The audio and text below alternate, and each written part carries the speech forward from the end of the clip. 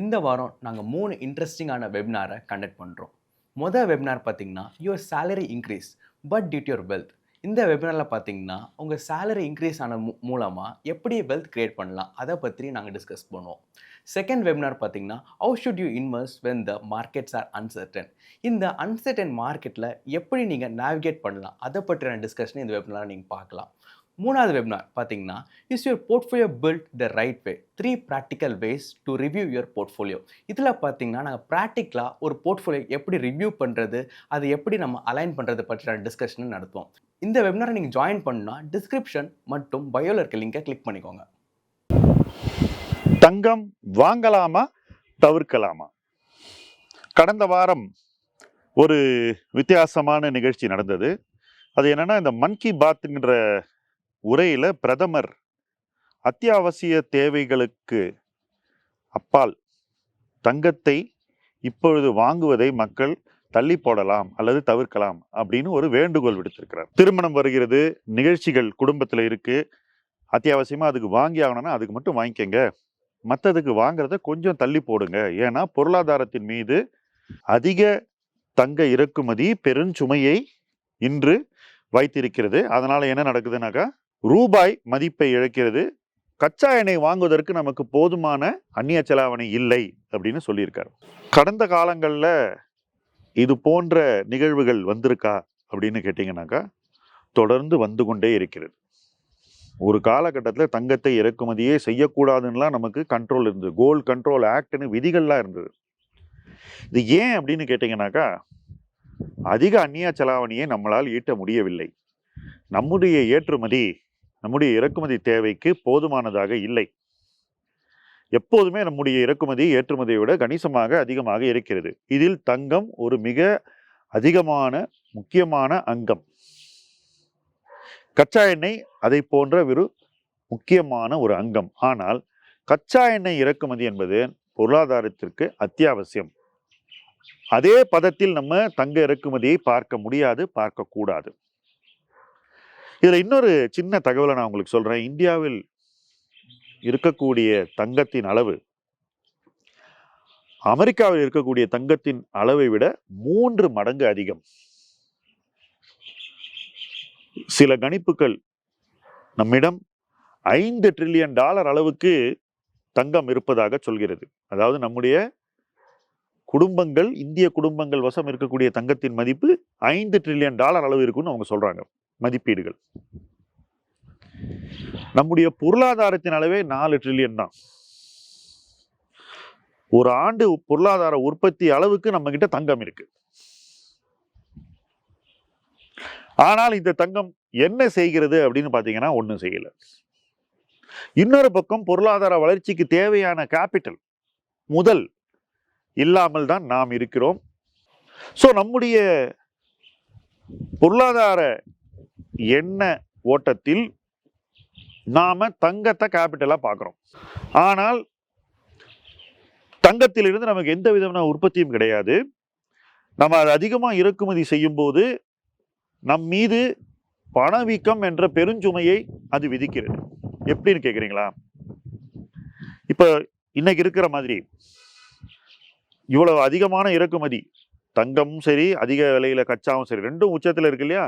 ரெண்டும் சேர்த்து அதிக இறக்குமதி செய்யும் போது ஏற்றுமதி அளவு எவ்வளவு இருக்கோ அதை விட கணிசமா அதிகமாயிடுது இறக்குமதி அளவு. இந்த கேப் இருக்கு பாருங்க, ஏற்றுமதிக்கும் இறக்குமதிக்கும் உள்ள டாலர் தேவை.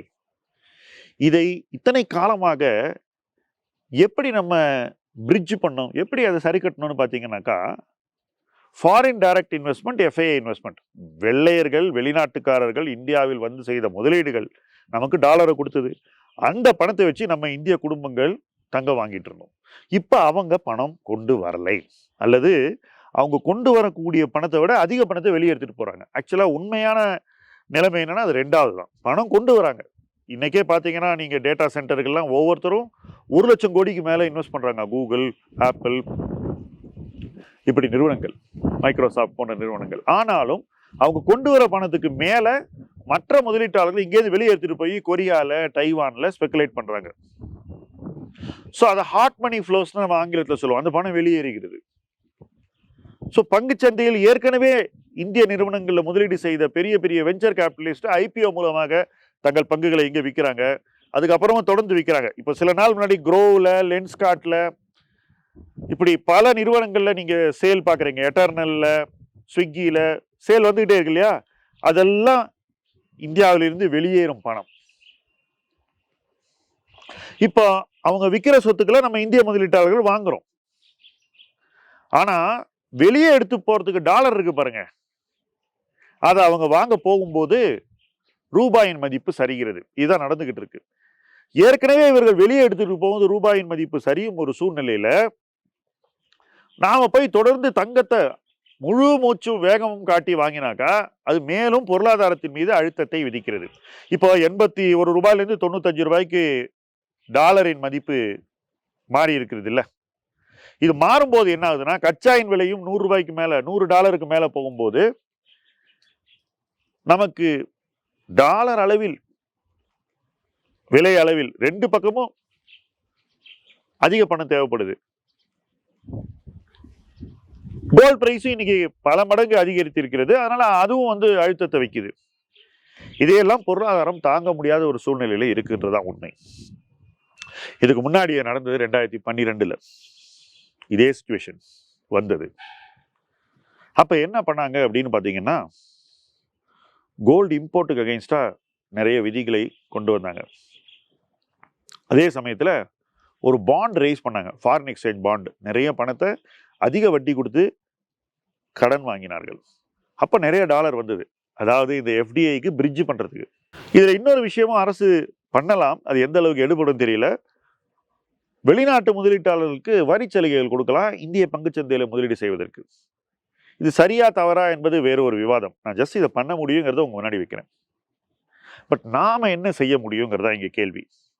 கோல்டே வாங்கக்கூடாதா? அது என்னுடைய உரிமை இல்லையா? நிச்சயமா அது தனிநபர் உரிமை தான். நான் அதை பத்தி எந்த மறுப்பும் சொல்லலை. ஆனா நான் சொன்னேன் இல்லையா, நம்ம கிட்ட தேவைக்கு மேல தங்கம் இருக்குமோ என்ற ஒரு அப்சர்வேஷன். வளரும் பொருளாதாரத்தில் ப்ரொடக்டிவ் கேபிட்டல் இன்னும் அதிகமா இருந்துச்சுன்னா தான் பொருளாதாரத்தில் மக்கள் வளர்ச்சி அடைவார்கள். இப்போ ஒரு சூழ்நிலை வருதுன்னு இமேஜின் பண்ணி பார்ப்போம். எல்லா உலக நாடுகளும் இந்த போர்ல பாதிக்கப்பட்டிருக்கிறார்கள். எல்லா நாடுகளும், போரில் நேரடியாக ஈடுபட்ட நாடுகளும் பாதிக்கப்பட்டிருக்கிறார்கள், போருக்கு வெளியில் இருந்த நாடுகளும் பாதிக்கப்பட்டிருக்கார்கள். நம்ம வெளியே இருக்கிற நாடு தானே, நம்மளும் எப்படி பாதிக்கப்பட்டிருக்கோம்? அப்போ எல்லா நாடுகளுமே பாதிக்கப்பட்டிருக்கிறார்கள். அரசுகள் இன்னைக்கு பெரும் சுமையை பொருளாதார ரீதியாக சந்திக்கின்றன. அப்ப இந்த அரசுகள்கிட்ட என்ன இருக்கு இந்த சுமையை எதிர்கொள்வதற்குன்னு பாத்தீங்கன்னா கோல்டு தான் இருக்கு. ஸோ இன்னைக்கு எப்படி சில ஆண்டுகள், 2-3 ஆண்டுகள் முன்னாடி அரசுகள் தங்கம் வாங்கினார்களோ, இன்னைக்கு அரசுகளே தங்கத்தை விற்கக்கூடிய ஒரு சூழ்நிலை வரலாம். அந்த சூழ்நிலை வருதுன்னு வச்சுப்போம். அப்போ தங்கத்தின் விலை இறங்கிவிடும். இப்ப இன்னைக்கு இந்த உச்ச விலையில தங்கத்தை நம்ம விரட்டி விரட்டி வாங்கணுமா? அந்த மாதிரி ஒரு ரிஸ்க் இருக்கும்போது அப்படிங்கிறது ஒரு economic question. It's investment question. ரெண்டாவது, இதுக்கு மேல நம்ம தங்கத்தை அதிகமாக வாங்கி ரூபாயின் மதிப்பை மேலும் சரிய செய்தால் பணவீக்கம் கட்டுக்கோப்பு இல்லாமல் போய்விடும். நம்ம வாழ்க்கை தரமே குறைஞ்சு போயிடும். பப்ளிக்கு இன்ஃப்ளேஷன் இஸ் அ டாக்ஸ். நேரடியான ஒரு மிகைப்படுத்தப்பட்ட ஒரு வரி எது என்று கேட்டால் அது இன்ஃப்ளேஷன் தான். ஏன்னா அது எல்லார் மீதும் விழுகிறது. ஸோ அந்த இன்ஃப்ளேஷனை எதிர்கொள்வதற்கு மக்களிடம் சக்தி இருக்குமா? இருக்காது இல்ல. அப்ப அவங்க செலவுக்கு என்ன பண்ணுவாங்க? மறுபடியும் அந்த தங்கத்தை தான் விற்க போவாங்க. அப்படிப்பட்ட ஒரு சூழ்நிலை வருவதற்கு பதிலாக நாம இன்னைக்கு நம்முடைய புதிய தங்க நுகர்வை குறைத்து கொண்டால் அந்த சூழ்நிலையில் இருந்து நம்மை காப்பாற்றிக் கொள்ள ஒரு வாய்ப்பு இருக்கும் என்பதுதான் எதிர்பார்ப்பு. இதைத்தான் அரசு சொல்லுது. ஸோ இந்த விஷயத்த இப்படித்தான் பார்க்கணும். மற்றவங்க வித்து கூட கோல்டு பிரைஸ் இறங்க ஒரு ரிஸ்க் இருக்கு. ஸோ இந்த இடத்துல போய் நம்ம ரஷ் பண்ணி ஹை பிரைஸ்ல கோல்டு வாங்க வேண்டாம். கொஞ்ச நாள் தள்ளி போடுவோம், பார்ப்போம் என்ன நடக்குதுன்னு.